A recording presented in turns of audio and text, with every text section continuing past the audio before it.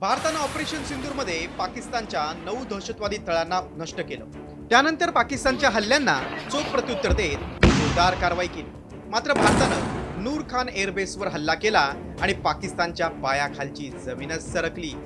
एवढ्यावरच न थांबता सरगोदा येथेही भारतानं हल्ला केला। त्यामुळे पाकिस्तानी अण्वस्त्रांच्या सुरक्षेचा प्रश्न निर्माण झाला, कारण नूर खान एअरबेस आणि सरगोदा या दोन्ही ठिकाणी पाकच्या अण्वस्त्रांचे साठे आहेत। A few representative examples from the open source are now being shown to you on the screen.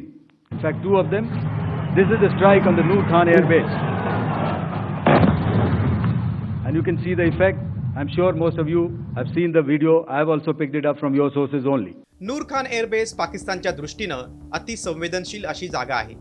काय महत्त्व आहे या तळाचं पाकिस्तानच्या दृष्टीनं ते आपण पाहूया। रावळपिंडीत पाक वायुसेनेचा प्रमुख तळ आहे। या तळावर लढाऊ विमानं, ड्रोन आणि हवाई संरक्षण यंत्रणा तैनात आहे। पाकच्या स्ट्रॅटेजिक प्लॅन डिव्हिजनचं ते मुख्यालय आहे। इस्लामाबाद पासून अवघ्या 10 किलोमीटर अंतरावर आहे। पाकमधील प्रमुख नेत्यांची हवाई उड्डाणं याच एअरबेसवरून होतात। नूर खान एअरबेस ISI साठी महत्त्वाचा आहे आणि या एअरबेस जवळच पाकचा अण्वस्त्र साठा आहे। नूर खान एअरबेसवरील हल्ला हा पाकिस्तानसाठी एक इशारा होता।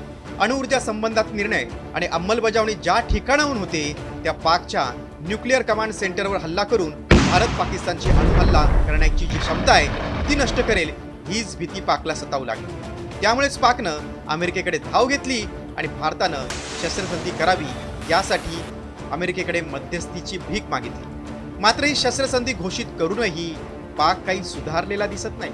त्यामुळे भारताच्या कठोर इशाऱ्यानंतर तरी पाकिस्तान ठिकाणावर येणार का, हाच खरा सवाल आहे।